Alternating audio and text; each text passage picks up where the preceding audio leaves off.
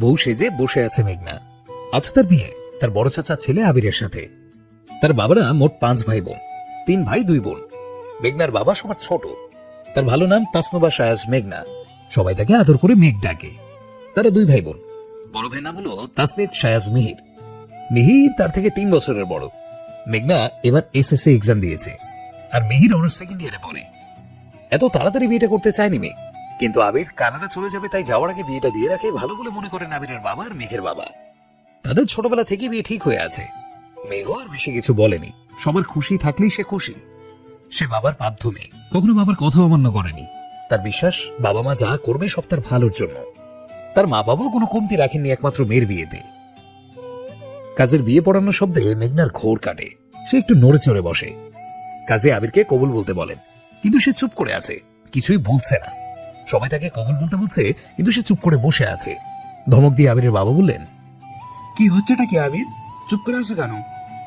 সবাইকে অবাক করে আবির বলল, আমি এই বিয়েটা করবো না বাবা। আবিরের বাবা ঝাঁঝালো কণ্ঠে আবিরকে জিজ্ঞাসা করলো, বিয়েটা করবে না মানে কি আবির, কি বলছে সব? আমি জেরিনকে ভালোবাসি বাবা, আর ওকে ছাড়া কাউকে বিয়ে করতে পারবো না। এখন তো আরোই পারবো না, বিকজ সি ইজ প্রেগনেন্ট, আর ওর বাচ্চার বাবা আমি। জেরিন হলো মেঘের বড় ফুপুর মেয়ে। ওরা সেই মেজের। এবার দুজন একই স্কুল থেকে এসএসসি পরীক্ষা দিয়েছে। দুজন ছোটবেলা থেকেই খুব ভালো বন্ধু। আবিরের কথা শুনে বিয়েবাড়ি সবাই স্তব্ধ হয়ে গেল। চারপাশে লোকেরা কানাঘুষা করে শুরু করে দিল। আবিরের বাবা রেগে কষিয়ে ছেড়ে গলায় একটা চড় মারলো। চড়টা মারার সাথে সাথে বিয়েবাড়ি সবাই শান্ত হয়ে গেল। আবিরের বাবা রেগে চেঁচিয়ে বলল, এই চরটা তোমাকে আগে মারলে আজকের দিন আর দেখতে হতো না। আবির গালে হাত দিয়ে মাথা নিচু করে দাঁড়িয়ে আছে। এসব শুনে মেঘ হতভম্ব হয়ে গেছে। এইসব কি বলছে আবির? তার মাথায় কিছুই ঢুকছে না। দিন এসে বলছে বিয়ে করতে পারবে না, তাও আবার কিনা তার বোনকে ভালোবাসে সেই জন্য। মেঘ ছলছল চোখে একবার তার বাবার দিকে তাকালো। ওর বাবা একবার মেয়ের দিকে তাকিয়ে তারপর ধীর পায়ে আবিরের দিকে এগিয়ে গেলেন। আবিরের একটা হাত নিজের হাতের মুঠোয় ধরে বললেন, এটা কি বলছিস বাবা? এই মুহূর্তে এসে এসব কেন বলছিস? এই বিয়েটা না হলে আমাদের সব মান সম্মান ধুলোয় মিশে যাবে। তাছাড়া একবার মেঘার কথা ভাব, ওর কি হবে? আবির নিজের হাতটা ঝাড়া দিয়ে ছাড়িয়ে নিয়ে বলল, আপনার মেয়ের কি হবে সেটা আমি জানি না, আপনার মেয়ে আপনি বুঝে নিন। আর বাকি রইল আপনার মান সম্মানের কথা, সেটা বিয়েটা ঠিক করার আগে আপনাদের ভাবা উচিত ছিল। তাছাড়া আপনাদের এই শো কল্ড মান সম্মানের কথা ভেবে তো আমি আমার নিজের জীবনটা নষ্ট করতে পারি না। আবিরের কথা শুনে ওর বাবা আরো রেগে গেল। আবার আবিরকে চড় মারার জন্য হাত উঠাতেই কেউ ওনার হাত ধরে ফেললো। তাকিয়ে দেখলো জেরিন ওনার হাত ধরে আছে। আবিরের বাবা অগ্নি চোখে তাকালো জেরিনের দিকে। জেরিন জেদি গলায় বলল, মামা প্লিজ, তুমি ওকে এভাবে সবার সামনে মারতে পারো না। আবিরের বাবা নিজের হাতটা এক ঝাটকায় জেরিন থেকে ছাড়িয়ে নিয়ে বললেন, তোমার সাহস তো কম না, তুমি আমাকে উপদেশ দিস তো। এবার আমি কি করব আর কি করব না সেটা তুমি আমায় বলে দিবে। আবিরের মা এগিয়ে এসে আবিরের বাবাকে ঝাঁঝালো গলায় বলল, হ্যাঁ দিচ্ছে, তুমি কোন সাহসে আমার ছেলের গায়ে হাত তোলো? আবিরের বাবা চিল্লিয়ে আবিরের মাকে বলল, এত কিছুর পরও তুমি এই কথা বলছো আদিবা? তোমার ছেলে যা করছে তাতে ইচ্ছে করছে আমি ওকে জানে মেরে দিই, স্কাউন্ডার কোথাকার। আবিদা রহমান আরো জোরে চিল্লিয়ে বললেন, আমার ছেলে কোনো ভুল করেনি, যা করেছে একদম ঠিক করেছে। তুমি যে তোমার ভাইয়ের মেয়েকে আমার ছেলের বউ বানাতে চাইছো, এই মেয়ের কি যোগ্যতা আছে আমার ছেলের বউ হওয়ার? মাথায় কোনো বুদ্ধি নেই, সারাদিন খ্যাতদের মতো চোখে চশমা পরে থাকে, ঠিক মতো কারোর সাথে কথা অবধি বলতে জানে না, রান্না বান্না ঘরের কাজ কোনো কিছুই জানে না, খ্যাতের মতো চলাফেরা করে, থাকার মধ্যে আছে শুধু রূপ। রূপ ধুয়ে কি আমার ছেলে পানি খাবে? আবিদা রহমানের কথা শেষ হতেই জেরিন বলল, তাছাড়া মামা, মেঘ আবির ভাইয়াকে ঠকিয়েছে, ও অন্য একজনকে ভালোবাসে। আমার কাছে প্রমাণ আছে, দাঁড়াও দেখাচ্ছি। এই বলে হাতের ফোনটা নিয়ে একটা ছবি বের করলো। তারপর সেটা সবার সামনে ধরলো, যেখানে স্পষ্ট দেখা যাচ্ছে মেঘ একটা ছেলেকে জড়িয়ে ধরে আছে। এসব দেখে মেঘ স্তব্ধ হয়ে গেল। কি বলছে এসব জেরিন? ও অন্য কাউকে ভালোবাসে, এই ছেলেটাকে তো ও চেনেই না। আর তাছাড়া এরকম ওকে কখনো কেউ জড়িয়েও ধরেনি। এই ছবিগুলো মিথ্যে। জেরিন এইভাবে ওর নামে মিথ্যা কথা বলছে। মেঘের চোখ দিয়ে অঝোর ধারায় পানি পড়ছে। মুহূর্তে মেঘের ভীষণ রাগ হলো। সাহস হয় কি করে ওর নামে এইসব আজে বাজে কথা বলার? মেঘ জেরিনের কাছে গিয়ে সজোরে ওর গালে একটা চড় মারলো আর বলল, কেন মিথ্যে বলছিস জেরিন? এসব ছবি মিথ্যে, আমি কাউকে ভালোবাসি না। জেরিন চিল্লিয়ে বলল, মিথ্যা তাই না? রিয়া তো তোকে নিজের চোখে দেখেছে ছেলেটাকে কিস করতে। কি রে রিয়া বল? রিয়া হলো মেঘ আর জেরিনের বেস্ট ফ্রেন্ড। রিয়া ইনোসেন্ট মুখ করে বলল, হ্যাঁ আমি নিজে দেখেছি। মেঘ 2 পা পিছিয়ে গেল। যাদের ও এত ভালোবাসে, এত বিশ্বাস করে, তারা ওর নামে এইভাবে মিথ্যা বলছে। হঠাৎ মেঘের গালে কেউ একটা চড় মারে। সে অবাক হয়ে তাকিয়ে দেখে আবির রক্তচক্ষু নিয়ে তার সামনে দাঁড়িয়ে আছে। চিল্লিয়ে আবির বলল, তো সাহস হয় কি করে আমার জেরিনকে চড় মারার? ক্যারেক্টারলেস মেয়ে কোথাকার। এতক্ষণ দূরে দাঁড়িয়ে সব দেখছিল মিহির। সে কখনো চায়নি তার বোনের বিয়ে আবিরের সাথে হোক। প্রথম কারণ হলো তার বোন এখনো ছোট, আর দ্বিতীয়ত আবিরকেও 2 চোখে দেখতে পারে না, আর তৃতীয়ত তার কাকিমা মানে আবিরের মা অভদ্র একজন মহিলা। তার মাকে 2 চোখে সহ্য করতে পারে না, সবসময় কারণে অকারণে কথা শোনায়। তার কারণ আজম রহমান মানে মেঘের বাবার সাথে বিয়ে ঠিক হয়েছিল আবিদা রহমানের বোনের, কিন্তু আজম রহমান বিয়ের কিছুদিন আগে মীরা রহমান অর্থাৎ মেঘের মাকে চুপি চুপি বিয়ে করেছিলেন, আর তার জন্যই মীরা রহমানকে দেখতে পারে না আবিদা রহমান। মিহির বারবার বারণ করেছে তার বাবাকে আবিরের সাথে সাথে মেঘের বিয়েটা না দেয়, কিন্তু শোনেননি। তিনি বলেন তার বড় ভাইয়ের মুখের উপরে তিনি কোনো কথা বলবেন না, আর তার মতে আবির অনেক ভালো ছেলে, মেঘনাকে ভালো রাখবে, আর এই নিয়ে আর কোনো কথা শুনতে চান না তিনি। তার জন্যই মিহির রেগে এতদিন ওর বাবা মায়ের সাথে কথা বলেনি। এতক্ষণ সে চুপচাপ দূরে দাঁড়িয়ে সবটা দেখছিল, কিন্তু তার বোনকে আবির চড় মেরেছে, দুশ্চরিত্রে বলেছে, এইটা দেখে ওর ধৈর্যের বাঁধ ভেঙে গেল। আবিরের এত বড় সাহস, ও তার কলিজার গায়ে হাত তুলেছে, আজকে ওর হাতটাই ভেঙে দেবে।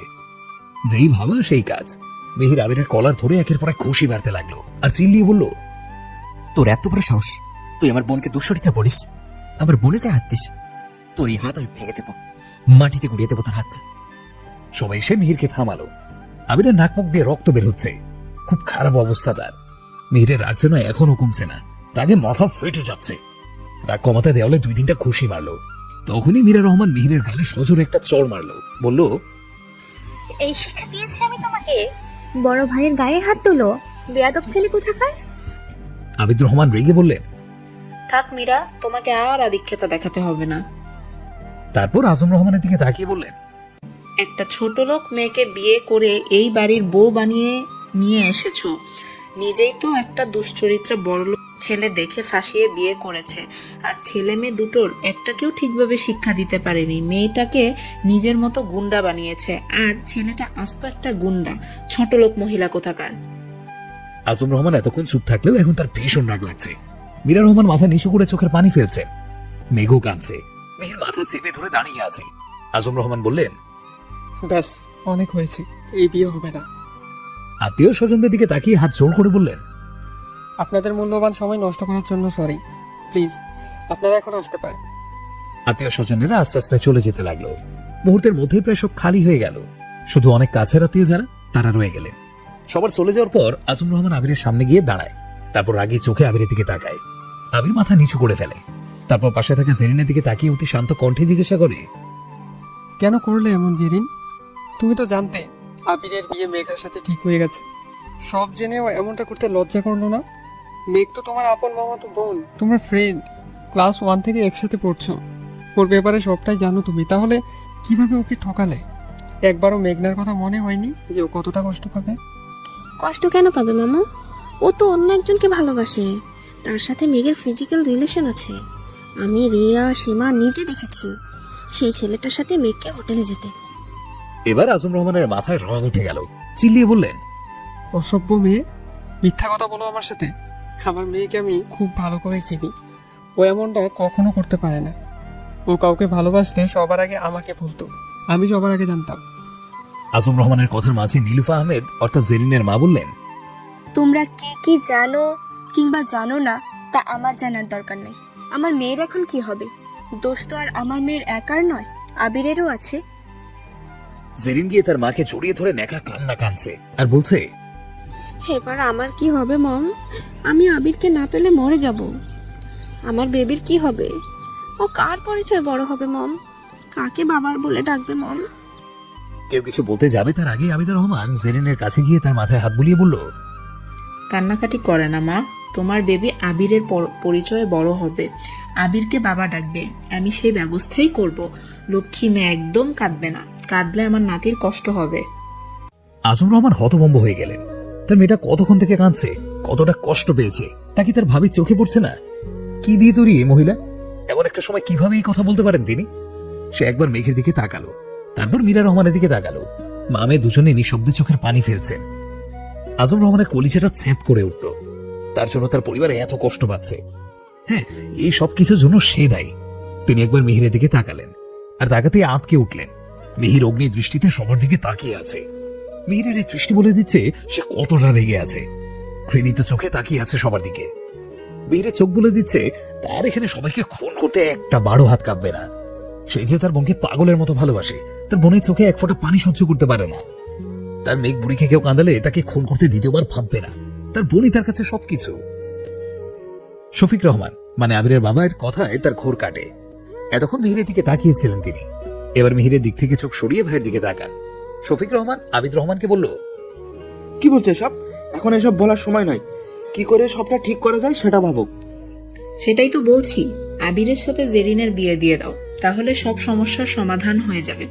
দেখো, মেঘনা যেমন তোমার ভাইয়ের মেয়ে, তেমনি জেরিনও তোমার বোনের মেয়ে। মেঘনার জন্য তুমি জেরিনের সাথে অবিচার করতে পারো না। শফিক রহমান এতক্ষণ চুপ করে আবিদা রহমানের সব কথা শুনছিলেন মনোযোগ দিয়ে। সব শুনে চুপ করে রইলেন। কি বলবেন বুঝতে পারছেন না। তাকে এইভাবে ভাবতে দেখে আবিদা রহমান ফাঁকা হাসলেন। তিনি জানেন তার স্বামীকে কিভাবে রাজি করাতে হবে। এর মধ্যে আবির এসে তার বাবার হাত ধরে মাথায় নিচু করে অসহায় গলায় বলল, বাবা, আমি জেরিনকে খুব ভালোবাসি, ওকে ছাড়া বাঁচবো না।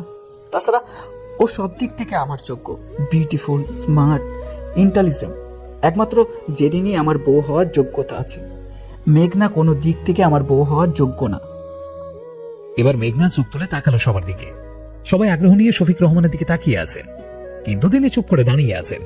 কি করবেন বুঝতে পারছেন না। দুজনকে সে সমান ভালোবাসে। তার মনে কি চলছে সেটা বুঝতে পারে মেঘ। সে চোখের পানি মুছে নিজেকে শক্ত করে ধীর পায়ে এগিয়ে গিয়ে শফিক রহমানের সামনে দাঁড়ায়। সবার চোখ এখন তাদের দুইজনের দিকে। মেঘ ধীর কণ্ঠে ডাক দেয়, চাচ্ছু। মেঘের ডাক শুনে মেঘের মুখের দিকে তাকায় শফিক রহমান। মেঘ তার চাচুকে ধরে একটা চেয়ারে বসায়, তারপর হাঁটু গেড়ে তার চাচুর সামনে বসে। শফিক রহমানের এক হাত তার নিচের দুই হাতের মাঝখানে নিয়ে বলে, চাচ্ছু, আমি তোমার সব সময় সব কথা শুনেছি। যেভাবে বলেছো সেভাবে চলেছি, যা করতে বলেছো তাই করেছি।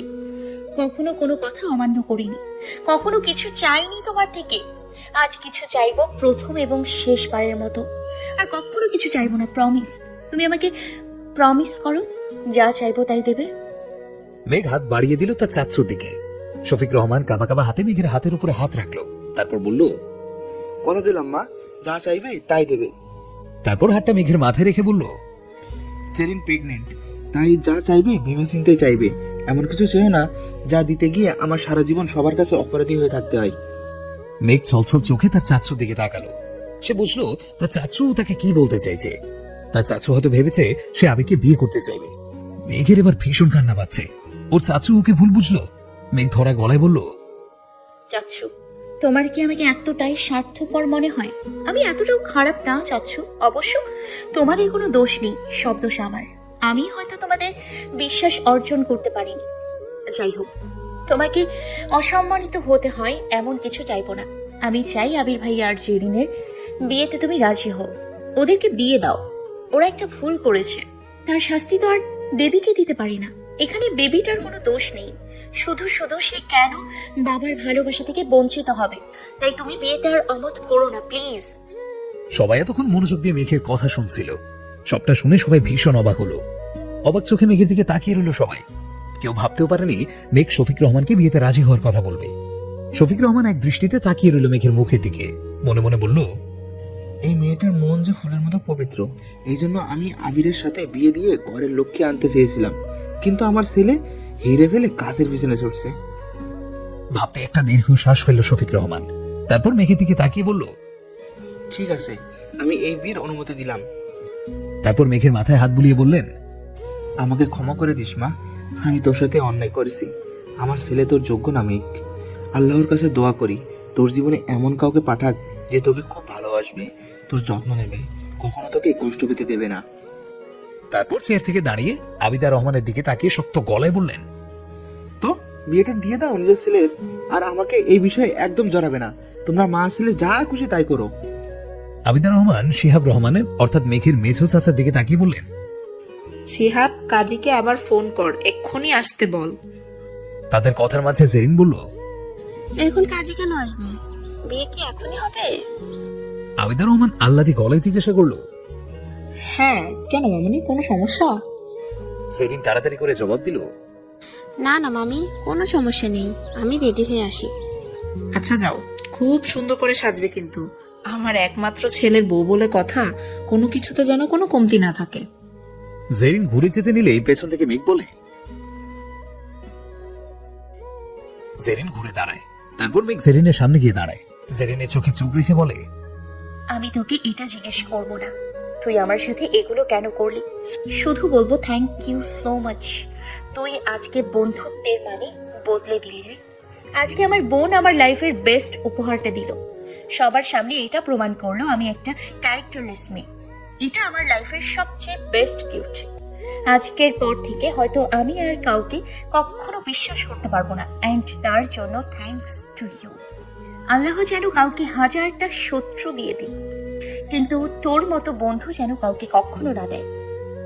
একটু থেমে শুকনো গলায় আবার বলল, আরে একবার বলতি যে তুই আবির ভাইকে ভালোবাসিস, আমি নিজে সবাইকে তোদের বিয়ের জন্য রাজি করতাম। এত অপমান না করলেও পারতি। পরিশেষে একটা কথাই বলবো, খুব ভালো থাকিস। আসি। শেষের কথাগুলো বলার সময় মেঘের খুব কান্না পাচ্ছিল। সে জেরিনকে আরো কিছু বলতে চেয়েছিল, কিন্তু পারেনি। আরো কিছু বললেই সে কেঁদে দিত। কিন্তু মেঘ এখন কারোর সামনেই কাঁদতে চায় না। সে সবাইকে দেখাতে চায় যে সে কতটা স্ট্রং। তাই সে কথাগুলো বলেই দৌড়ে চলে গেল। তার পেছনে মেহিরও দৌড়ে গেল। জেরিনকে দেখে মনে হচ্ছে না যে সে যা করেছে তাতে তার কোনো অনুশোচনা আছে। সে একটা ভেঙচি কেটে সাজতে চলে গেল। আজম আর মীরা রহমান চলে গেলেন ছেলে মেয়ের পেছনে। শফিক রহমান তার রুমে গিয়ে ঠাস করে দরজাটা বন্ধ করে দিলেন। তাদের ফ্ল্যাটটা 2টা তলা নিয়ে করা। আসলে এই বিল্ডিংটা 11 তলা। 1 তলা আর 2 তলা মেঘের বড় ফুপুর, 3 তলা আর 4 তলা মেঘের ছোট ফুপির। তাদের 2 বোনের ফ্ল্যাট ভাড়া দিয়ে দিয়েছেন, কারণ তারা এখানে থাকে না, শ্বশুর বাড়ি থাকেন। যখন বেড়াতে আসেন তখন ভাইদের বাসায় থাকেন। 5 তলা ও 6 তলা শফিক রহমানের, 7 তলা 8 তলা শিহাব রহমানের, মেঘের মেজো চাচ্চুর, আর 9 তলা 10 তলা আজম রহমানের। 11 তলায় ছাদ, ছাদের এক পাশে একটা সুইমিং পুল, আরেক পাশ খালি। মেঘের বড় ফুপির 2 মেয়ে, বড় মেয়ে জিয়া আর ছোট মেয়ে জেরিন। জিয়ার বিয়ে হয়ে গেছে, 1 বছরের একটা ছেলেও আছে। ছোট ফুপির এক ছেলে কলেজের টিচার, তার নাম রিফাত। সে কিছুদিন আগেই বিয়ে করেছে। তার ওয়াইফ নিজেও কলেজের টিচার। ছোট ছেলে রিয়াদ ইন্টার সেকেন্ড ইয়ারে পড়ে। বোনদের পর হলেন শফিক রহমান। তিনি তার বাবা মায়ের 3য় সন্তান। তার এক ছেলে 1 মেয়ে, বড় ছেলে আবির আর ছোট মেয়ে আনহা। আনহা ক্লাস 8-এ পড়ে। তারপর শিহাব রহমান, ওনার এক ছেলে, তার নাম ইফাত। সে কানাডাতে থাকে, এখনো বিয়ে করেনি, লেখাপড়া প্রায় শেষের দিকে। ছোট হলেন আজম রহমান, তার এক ছেলে 1 মেয়ে, মেহির আর মেঘ। মেঘ সিঁড়ি বেয়ে উপরে উঠে তার রুমে যায় আর গিয়ে দরজা বন্ধ করে দেয়। আজম রহমান ড্রয়িং রুমে সোফায় থপ করে বসে পড়ে। পাশেই মীরা রহমান বসে পড়েন। মিহির নিচে এক মুহূর্ত না দাঁড়িয়ে মেঘের রুমের সামনে এসে দাঁড়ায়। তারপর আস্তে করে দরজায় ধাক্কা দেয় আর বলে, মেঘ, দরজা খোল প্লিজ, তোর সাথে আমার কথা আছে। গলাটা আর একটু নরম করে আদুরে গলায় বলল, মেঘ পড়ি, দরজা খোল না। শোনাবো না আমার ভাইয়ের কথা শুনবি না, প্লিজ দরজাটা খোল। শোনাবো নি আমার, বাইরে বের হয়। ভাই প্রমিস করছে ভাইয়ের সবকিছু ঠিক করে দেবে। ওই আবিরের বাচ্চাকে মেরে ও লাস্ট আমি কুকুরকে দিয়ে খাবো। প্লিজ শোনাবো না, একবার দরজাটা খুলে দে। মেঘ আর চুপ থাকতে পারল না, দরজা খুলে বেরিয়ে এলো। তারপর মিহিরকে জড়িয়ে ধরে হাউ মাউ করে কেঁদে দিল। মিহিরও শক্ত করে জড়িয়ে ধরলো তার বোনকে। মেঘ চিৎকার করে কাঁদছে। মেঘের খুব কষ্ট হচ্ছে, কিছুতে কান্না থামাতে পারছে না। মেঘকে এইভাবে কাঁদতে দেখে মিহিরের চোখ থেকেও পানি পড়ছে। তার বুকটা ফেটে যাচ্ছে। তার কলিজার টুকরা বোনটা আজকে খুব কষ্ট পেয়েছে। মেঘকে বুকের সাথে জড়িয়ে রেখে রুমের ভেতরে ঢুকলো মিহির। তারপর সোফায় গিয়ে বসে মেঘকে শক্ত করে জড়িয়ে ধরে বসে রইল। নিচে ড্রয়িং রুমের সোফায় বসে মেয়ের কান্না শুনছেন মীরা রহমান আর আজম রহমান। তাদের বুকটাও ফেটে যাচ্ছে। তাদের একটা ভুলের জন্য তাদের মেয়েটা আজকে এতটা কষ্ট পাচ্ছে। সবসময় হাসি খুশি থাকা মেয়েটা এইভাবে পাগলের মতো চিৎকার করে কাঁদছে। আজম রহমান মীরা রহমানের দিকে তাকিয়ে আহত গলায় বলল, আমি একজন ভালো বাবা হতে পারিনি মীরা। আমার মেয়ে জীবনের সবচেয়ে বড় কষ্টের কারণ আমি হয়ে গেলাম। আমি নিজেকে কখনো ক্ষমা করতে পারবো না। এই সব কিছুর জন্য আমি দায়ী। সবার বলা কথাগুলো আমার মেয়ের ছোট্ট মনটাকে ক্ষত বিক্ষত করে দিয়েছে। সবার এত অপমান চুপচাপ সহ্য করেছে। হাসার সময় কি সুন্দর বড় ভাইজানকে রাজি করালো বিয়ের জন্য। আমার মেয়েটা যে শত্রুরও কখনো খারাপ চায় না। তাহলে আল্লাহ কেন আমার মেয়েটাকে এতটা কষ্ট দিচ্ছে? এই কথাগুলো বলে কিছুক্ষণ চুপ করে রইল আজম রহমান। তারপর সোফার সামনে টি টেবিল থেকে 1 গ্লাস পানি নিয়ে ঢুকঢুক করে খেয়ে নিল। তারপর আবার বলতে শুরু করলেন, জানো মীরা, আমি ভেবেছিলাম আমরা পালিয়ে বিয়ে করছি বলে ভাবি আমাদের উপর রাগ করেছে। আমরা তার কাছে থাকলে রাগটা আস্তে আস্তে ঠিক কমে যাবে। তোমাকে আপন করে দেবে। ভেবেছিলাম তুমি আমার জন্য তোমার পরিবার ছেড়েছ, কতটা কষ্ট পেয়েছো। সবাই যদি তোমাকে একটু হলেও ভালোবাসা দেয় তাহলে তোমার কিছুটা কষ্ট অন্ততপক্ষে কমাতে পারবো। তুমি যেভাবে সবার মন জয় করেছিলে ঠিক সেভাবে ভাবির মনটা জয় করে নিতে পারবে। তোমার ভালোবাসা দিয়ে তার সব রাগ অভিমান ভুলিয়ে দেবে। ভেবেছিলাম অপমান করতে করতে সেও একসময় খুব ক্লান্ত হয়ে যাবে, তারপর তোমাকে ঠিক আপন করে দেবে। কিন্তু আমি ভুল ভেবেছিলাম। ভাবি তোমার উপর রাগ বা অভিমান করেনি, সে তোমাকে ঘৃণা করে। মীরা রহমান হতভম্ব হয়ে তাকিয়ে রইলেন তার স্বামীর মুখের দিকে। তারপর কাঁপা কাঁপা গলায় বলল, ঘৃণা করে? কিন্তু কেন? আমার তো তার সাথে কোনো শত্রুতা নেই। তাছাড়া আমি তার সাথে কখনো উঁচু গলায় কথাও বলিনি। তাহলে কেন সে আমাকে পছন্দ করে না? শুধুমাত্র তার বোনের সাথে তোমার বিয়ে হয়নি তার জন্য? আজম রহমান একটা দীর্ঘশ্বাস ছেড়ে বলল, হ্যাঁ, আমি তার বোনকে বিয়ে না করে তোমাকে বিয়ে করেছিলাম। তার জন্য ভাবি তোমাকে এতটা ঘৃণা করে।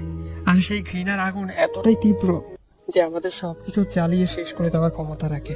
ভাবির সেই ঘৃণার আগুনে আজকে আমার মেয়েটা শেষ হয়ে যাচ্ছে। তাই আরো বেশি দেরি হওয়ার আগে আমি একটা সিদ্ধান্ত নিয়েছি। মীরা রহমান প্রশ্নবোধক দৃষ্টিতে আজম রহমানের দিকে তাকালেন।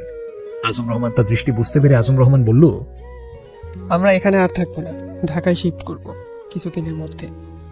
কিন্তু মীরা রহমানকে আর কিচ্ছু বলতে না দিয়ে আজম রহমান বলল, কোনো কিন্তু না, আমরা এখান থেকে যাব মানে যাব, এটাই আমার শেষ কথা।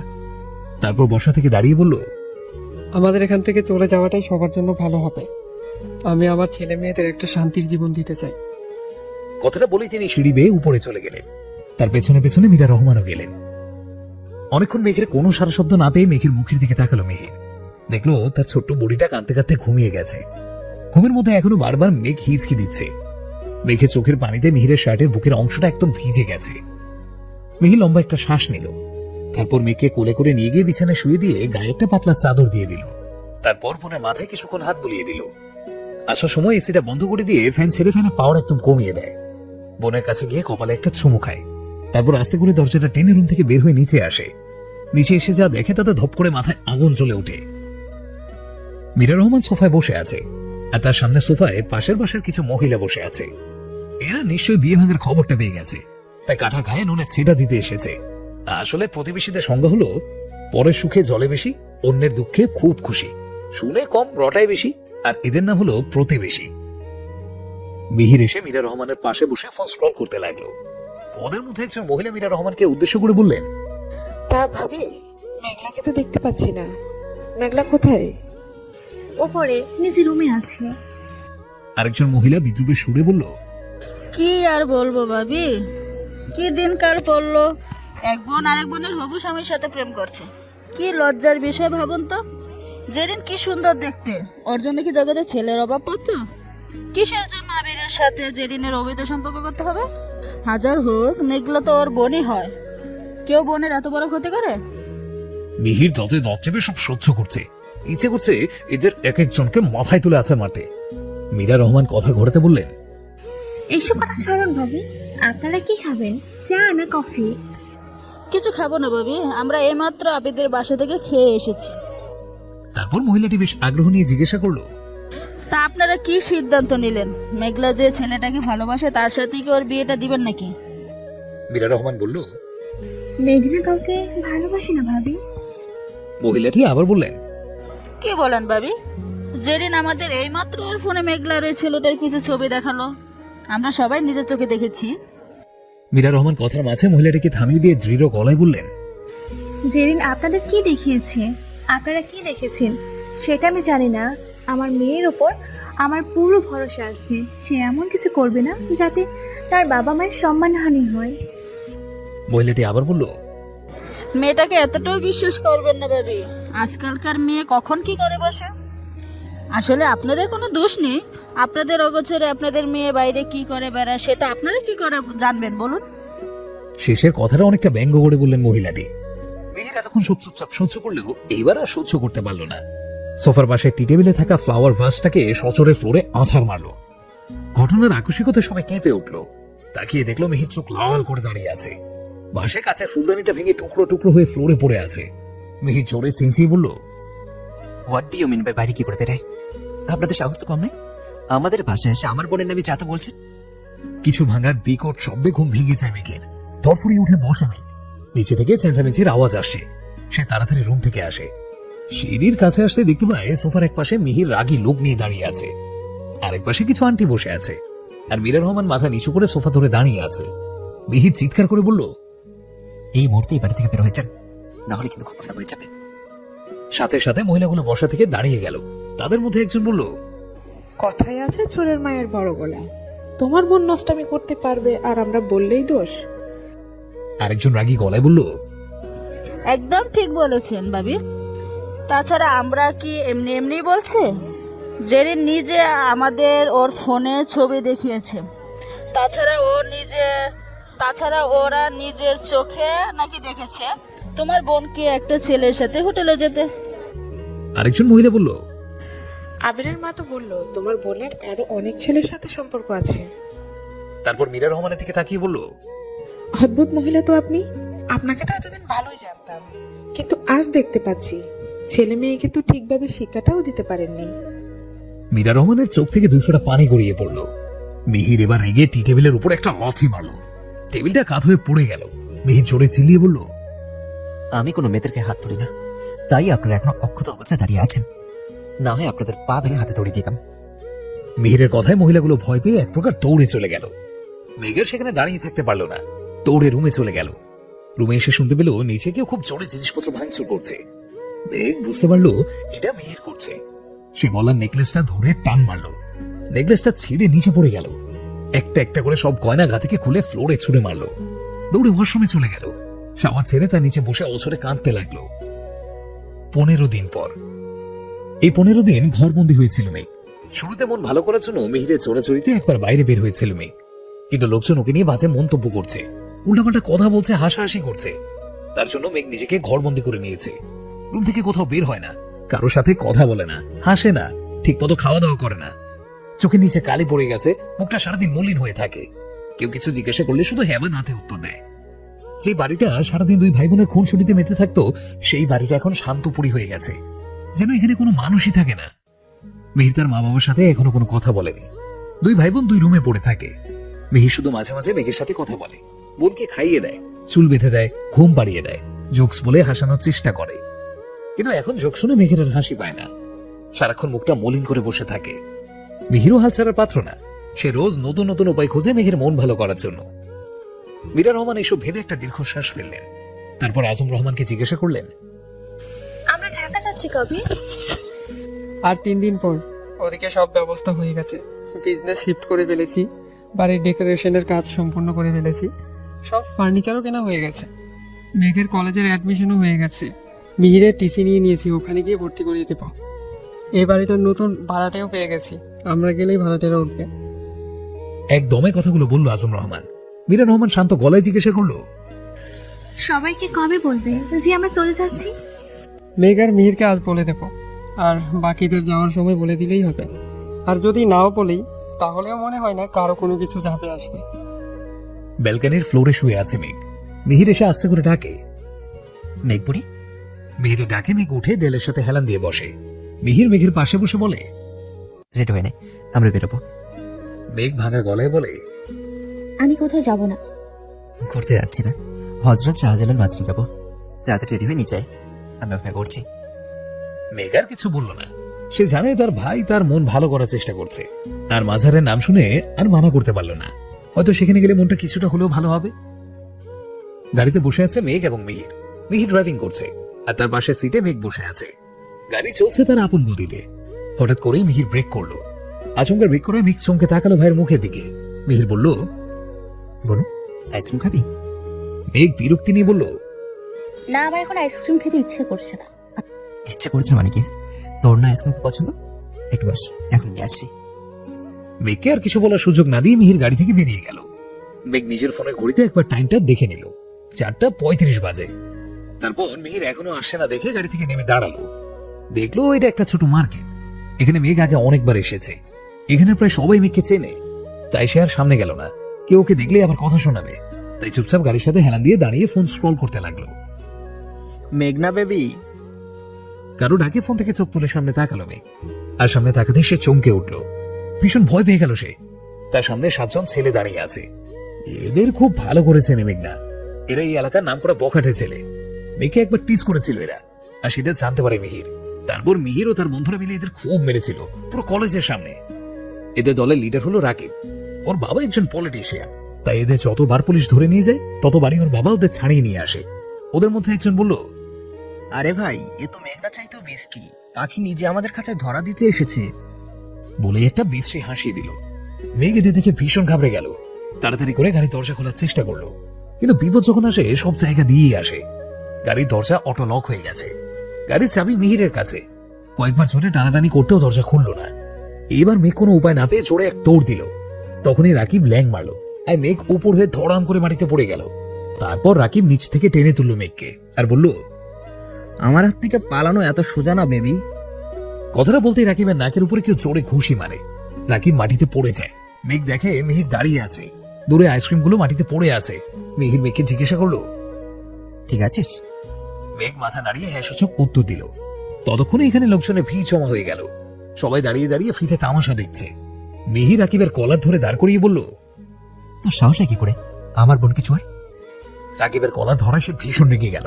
এক ঝটকায় মিহিরের হাত থেকে নিচের কলার ছাড়িয়ে কোমর থেকে পিস্তল বের করে মেঘের দিকে পয়েন্ট করে তারপর বলে, হয় তোর বোনকে আমাদের সাথে যেতে দিবি, না হয় এখানে গুলি করে দেব।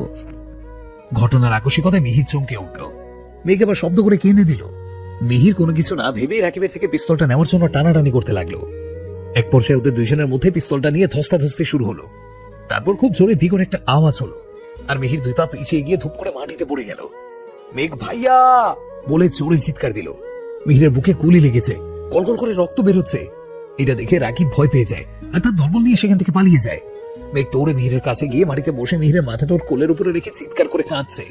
তার কান্না দেখে ওখানে উপস্থিত থাকা সবার চোখ থেকে পানি পড়ছে। মেঘের মনে হচ্ছে কি ওর কলিজাটা টেনে ছিঁড়ে ফেলেছে। মেঘ চিৎকার করে বলছে, আল্লাহ, তুমি আমায় নিয়ে নাও, আমার ভাইটাকে বাঁচিয়ে দাও প্লিজ। আমার ভাইয়ের কিছু হয়ে গেলে আমিও বাঁচবো না আল্লাহ। হাসপাতালের ফ্লোরে বসে এক ধ্যানে ওটি দিকে তাকিয়ে আছে মেঘ। তার আশেপাশে কি হচ্ছে সেদিকে তার কোনো খেয়াল নেই। দেখে মনে হচ্ছে যেন জীবন্ত লাশ হয়ে গেছে। সারা গায়ে রক্ত লেগে আছে, চোখের পানিগুলো গালে শুকিয়ে গেছে, কাঁদতে কাঁদতে চোখ দুটো লাল হয়ে গেছে, মাথার চুলগুলো এলোমেলো হয়ে আছে। মীরা রহমান এবং আজম রহমান পাশের সিটে বসে কাঁদছেন। তাদের পাশে বসে আছেন শিহাব রহমান ও তার স্ত্রী সাথী রহমান। আসলে তখন মার্কেটে কিছু লোক মিহিরকে ধরে হাসপাতালে নিয়ে আসে। ওখানে প্রায় সবাই আজম রহমানকে চেনেন। উনি সিলেটের একজন নামকরা বিজনেসম্যান। মিহির আর মেঘকে দেখে ওখানকার অনেকেই চিনতে পারল। 2 জন লোক দ্রুত আজম রহমানের বাড়িতে গিয়ে সবটা খুলে বলে। সেখানে শিহাব রহমান এবং সাথী রহমানও ছিল। সবটা শুনে তারা দেরি না করে দ্রুত এখানে চলে আসে। এই বিষয়ে পরিবারের বাকিরা কিছুই জানেন না। আজম রহমান ইচ্ছে করেই তার অন্য ভাই বোনদের কিছু বলেননি, আর শিহাব রহমানকে কিছু বলতে দেননি। ওটি দরজা খুলে ডাক্তার বের হয়ে এলো। ওনারা সবাই গিয়ে ডাক্তারের সামনে দাঁড়ালো। মেঘ ফ্লোর থেকে দাঁড়িয়ে ডাক্তারের দিকে এগিয়ে গেল। আজম রহমান কাঁপা কাঁপা কণ্ঠে জিজ্ঞাসা করলো, আমার ছেলের কি অবস্থা ডাক্তার? আমরা রক্ত পড়া বন্ধ করতে পেরেছি, but I am sorry to say mister Azam, আমরা ওনার অপারেশনটা করতে পারবো না। বুলেটটা ওনার বুকের হাড্ডি থেকে একটু নিচে লেগেছে। অপারেশনটা করতে একজন দক্ষ সার্জন লাগবে। আমাদের এখানে ভালো কোনো সার্জন নেই, তাই আপনারা যত দ্রুত সম্ভব ওনাকে ঢাকায় নিয়ে যান। তাছাড়া ওনার বাঁচার চান্স খুবই কম। এখানে আমরা কেউ রিস্ক নিতে চাইছি না। বলেই ডাক্তার ওটির মধ্যে চলে গেল। মেঘের মাথাটা ঘুরিয়ে উঠল। তার কানে শুধু ডাক্তারের বলা শেষ কথাগুলো বাজছে। চোখের সামনে মিহিরের রক্তাক্ত শরীরটা ভেসে উঠল। মেঘ আর দাঁড়িয়ে থাকতে পারল না, মাথা ঘুরে ফ্লোরে পড়ে গেল। রাত 11:35। ঢাকার গ্রিন এভার ক্লিনিকের করিডোরে বসে আছে মীরা রহমান, আজম রহমান, সাথী রহমান। শিহাব রহমান রিসেপশনে গেছেন ফর্মালিটিস পূরণ করতে। মীরা রহমান সিটে হেলান দিয়ে চোখ বন্ধ করে আছেন। তার 2 চোখ দিয়ে গড়িয়ে পানি পড়ছে। শব্দহীন কান্না করছেন তিনি। অতি শোকে যেন পাথর হয়ে গেছেন। তার ছেলে মেয়ে 2 জনই ক্লিনিকে ভর্তি। মিহিরকে ওটিতে নিয়ে যাওয়া হয়েছে। ডাক্তার আসলে অপারেশনটা শুরু করা হবে। মেঘকে কেবিনে দেওয়া হয়েছে, হাতে স্যালাইন লাগানো হয়েছে। প্রায় 5 ঘন্টা ধরে মেঘ অজ্ঞান হয়ে আছে। অতিরিক্ত মানসিক চাপ ও উইকনেসের কারণে এই অবস্থা হয়েছে। তাছাড়া অতিরিক্ত ভয় পাওয়ার কারণে প্যানিক অ্যাটাক হয়েছে, যার জন্য শ্বাস নিতে পারছে না, তাই অক্সিজেন লাগানো হয়েছে। ডাক্তার বলেছেন সেন্স না আসা পর্যন্ত আর কিছু বলা যাচ্ছে না। ওনারা সিলেট থেকে রাত 9টায় ফ্লাইটে ঢাকার উদ্দেশ্যে রওনা হয়েছেন। ঢাকা এয়ারপোর্টে রাত 11টায় ফ্লাইট ল্যান্ড করেছে। এয়ারপোর্ট থেকে এখানে 11:30টায় পৌঁছেছে। শিহাব রহমানের ডাকে চোখ খুলে তাকায় মীরা রহমান।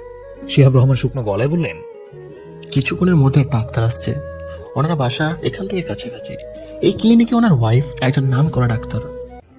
খান মেনশন, 2 তলার সাদা কালারের একটা ডুপ্লেক্স বাড়ি। বাড়িটার চারপাশে কালো রঙের পোশাক পরে হাতে বন্দুক নিয়ে কিছু গার্ডস পাহারা দিচ্ছে। এবারে মালিকের নাম হলো আহাদ খান। উনি একজন পলিটিশিয়ান প্লাস একজন বিজনেসম্যান। উনার ওয়াইফের নাম মোনা খান, পেশায় একজন ডক্টর। উনাদের 2 ছেলে, বড় ছেলের নাম সাবরিদ শিজাত আহান, সবাই আহান বলে ডাকে। আহান লন্ডনের একটা ভার্সিটি থেকে MBA করেছে, পাশাপাশি তার বাবা লন্ডনের বিজনেস সামলায়। ছোট ছেলের নাম হলো সাফওয়ান শিজাত আহির। আহির ঢাকার একটা ভার্সিটিতে অনার্স 2nd ইয়ারে পড়ে। সোফায় বসে কফি খেতে খেতে বিজনেস নিয়ে টুকটাক কথা বলছে আহান এবং আহাদ খান। পাশে সোফায় বসে খুব মনোযোগ দিয়ে ফোনে গেমস খেলছে আহির। মোনা খান সিঁড়ি দিয়ে নামতে নামতে বলল, হসপিটাল থেকে ফোন এসেছিল, আমাকে এখনই হসপিটালে যেতে হবে, একটা ইমার্জেন্সি কেস আছে। আহান, তুমি আমাকে একটু ড্রপ করে দেবে প্লিজ? আহান হাতের কফির মগটা টেবিলে রেখে দাঁড়িয়ে গিয়ে বলল, ওকে মা, আমি 5 মিনিট রেডি হয়ে আসছি। আহানের কথা শেষ হতেই আহির বলল, মা, তোমাদের সাথে আমিও যাব। বাড়িতে ভীষণ বোরিং লাগছে, তাছাড়া অনেকদিন হসপিটালে যাওয়া হয় না। মোনা খান ওনার ব্যাগ গোছাতে গোছাতে বললেন, ঠিক আছে, তাড়াতাড়ি রেডি হও, হাতে বেশি সময় নেই। তাদের কথার মাঝে আহাদ খান হালকা রাগ দেখিয়ে বলল, রেডি হও মানে কি? সবাই চলে গেলে আমি বাসায় বসে একা একা কি করব? আহান সিঁড়ি দিয়ে উঠতে উঠতে বলল, কি আর করবে, পেতির সাথে কাপল ডান্স করবে। কথাটা বলেই আহান উপরে রেডি হতে চলে গেল। আহানের কথা শুনে আহির ফিক করে হেসে দিল, তারপর সিরিয়াস হওয়ার ভান করে বলল, বাবা, মা কিন্তু প্রায় রাতে হসপিটালের কথা বলে বের হয়। আদৌ হসপিটালে যায় কিনা সেটা নিয়ে আমাদের যথেষ্ট ডাউট আছে। প্লিজ সাবধানে থেকো, আর নিজের বউয়ের দিকে নজর রেখো। কখন তোমার জন্য সুতি নিয়ে বাড়িতে চলে আসে বলা তো যায় না। আহাদ খান আহিরের কান টেনে ধরে বলল, তুমি তোমার নিজের চর্চায় তেল দাও বাবা, আমার বউয়ের ব্যাপার আমি বুঝে নেব, তোমার এত বেশি না ভাবলেও চলবে। আহির তার বাবার থেকে নিজেকে ছাড়িয়ে নিয়ে বলল, এই জন্য লোকে বলে কারো ভালো করতে নেই। যখন তোমার বউ তোমাকে ছেঁকা দিয়ে ব্যাকা করে চলে যাবে, তখন বসে বসে অরিজিৎ সিং এর স্যাড সং শোনা ছাড়া আর কোনো উপায় থাকবে না। কথাটা বলেই উপরের দিকে হাঁটা শুরু করলো। আহাদ খান ছেলের কথা কোনো পাত্তা দিলেন না। দুনিয়ার যত উদ্ভট কথা তা তার ছোট ছেলের মুখে থেকে শোনা যাবে। এই ছেলের সাথে কেউ 5 মিনিট কথা বলে তার মাথা খারাপ হয়ে যাবে। যার একবার পেছনে লাগে তার জীবন তেজপাতা বানিয়ে ছাড়ে। তার বড় ছেলে ঠিক তার ছোট ছেলের উল্টো, একদম শান্ত, গম্ভীর, বুদ্ধিমান একটা ছেলে। কারোর সাথে অতিরিক্ত কথা বলবে না, মিশবে না, বেশি হাসবে না। শুধু 2 ভাইয়ের মধ্যে 2টা জিনিসেরই মিল আছে। একটা হলো 2 ভাই দেখতে অসম্ভব সুন্দর, দ্বিতীয় হলো এদের মাথায় একবার রাগ উঠলে যা খুশি তাই করতে পারে। বিশেষ করে আহান সবসময় রাগ তার নাকে ডগায় থাকে। আহাদ খান মোনা খানকে উদ্দেশ্য করে বলল, মোনা খান এবার রেগে গেলেন। তিনি রাগী গলায় বললেন, ওয়াই নট? তুমি একা কেন যাবে? এই বাড়িটাকে সাথে করে উঠিয়ে নিয়ে চলো, আমি তো পিকনিক করতে যাচ্ছি ওখানে। সিঁড়িতে দাঁড়িয়ে আহিতের বাবাকে উদ্দেশ্য করে বলল, দেখেছো ড্যাড, মম তো তোমাকে বলতেই পারতো ঠিক আছে চলো, কিন্তু কিন্তু মম উল্টো রাগ দেখাচ্ছে। মম তোমাকে সাথে করে কোথাও নিয়ে যেতে চায় না। নিশ্চয়ই ডাল মে কুছ কালা হ্যায়।